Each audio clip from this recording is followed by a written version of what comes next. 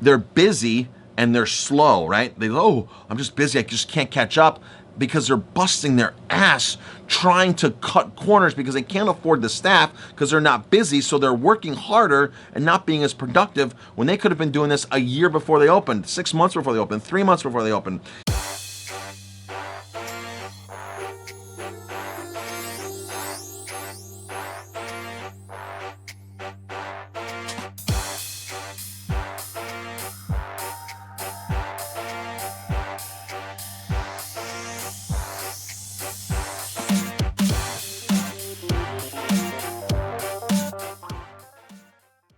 Hello, Chef Marcus Guiliano here, and I'm your chef on a mission. Today's mission is business. Answering a comment from another forum that I'm on, a Facebook group about restaurant operations. And here it goes. Hello, please, no bashing. I'm here to learn, which is great. People should ask questions because everybody's at different levels in their business experience. We would like to open a restaurant, and I hear different things from people. I hear you have to have at least $600K cash, $600,000 on hand to open. Doesn't the bank loan you money? I have the property, and that has I have property that has collateral, but I'm not sure how all this works. We would like to open in about 2 years. What should we be doing in the meantime? Thank you in advance. So this was, like I said, from a forum that I'm a member. I'm a member of several forums on Facebook for restaurant owners or soon-to-be owners. Now, this is a great question. So there's so many things to do ahead of time that restaurateurs don't do, and the money part is always like, crucial. Now, this person was told they need $600K to open a restaurant. I don't think you need $600K to open a restaurant. Most restaurant scenarios. I think that's a bit overkill. Here's the thing. Every situation is different. I opened my restaurant here with $50,000. I was way underfunded. It took me 7, 8, 9 years just to get breathing room, to be able to just get some breathing room, just to be able to say, hey, I need to buy new equipment. I need to buy a new oven. And so I was always in a constant state of, okay, we need an air conditioner. I'm going to buy the cheapest air conditioner possible and stick it in a window. And all of a sudden that doesn't work. We're going to buy another cheapest air conditioner as possible. Instead of putting in the best air conditioning units off the bat, I'd spend $500 instead of 15 grand. I would buy a cheap piece of equipment instead of buying what I really needed. I'd buy something used and I have to call the repair guy to replace it, to fix it, and pay in maintenance. So being underfunded is no fun at all. $600,000. If I had $600,000, it would have been a total. I would did it with 50 grand.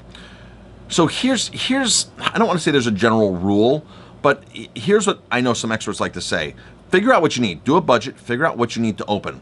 And the way to do a budget is talk to other restaurateurs, get a business coach. A lot of counties, a lot of places across the country have free economic development coaches because they want to help business. So these are retired business people. Get a restaurant template that helps you build out a budget, figure out what you need to open, and figure out what you need to operate. And here's what I like to tell people. If you need 100,000, times it by 3. You'll need 300,000, especially if you're involved in build out.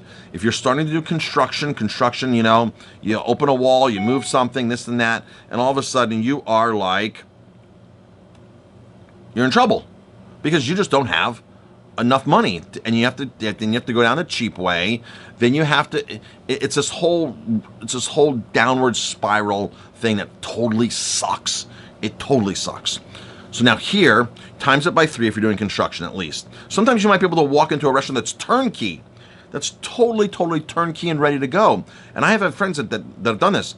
Another restaurateur say, hey, just take this from me. It's operating today. You don't need to put any money in it. Just do it. If you want to upgrade, you can.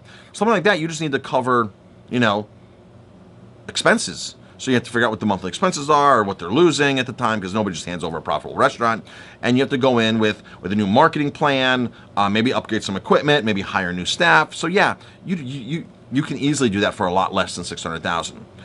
Now, that's $600,000. You times it by 3. Or I'm sorry, you go on. Let's say you think you need 150 grand to open. Times it by 3, 450 would be great. I know some experts say times it by 5.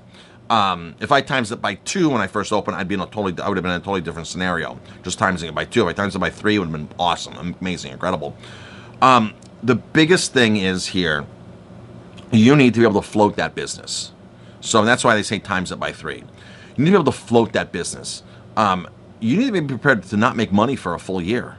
If you didn't make money for a full year, do you have enough money in the bank to cover the difference in your losses? Not to cover the whole nut, because you're going to bring money up. If you're bringing in $100,000 a month, you might be losing $20,000 a month or $10,000 a month, right? Sometimes the more you make, the more you lose as well. So if you're bringing in $100,000 a month and you're losing you're losing $20,000, you need to be able to have another $100,000 in the bank, another $120,000 in the bank to cover those. And ideally, if it's for a full year, that's another $250,000 in the bank just to be able to cover that over a year. It might take you a year just to get in your groove and figure things out.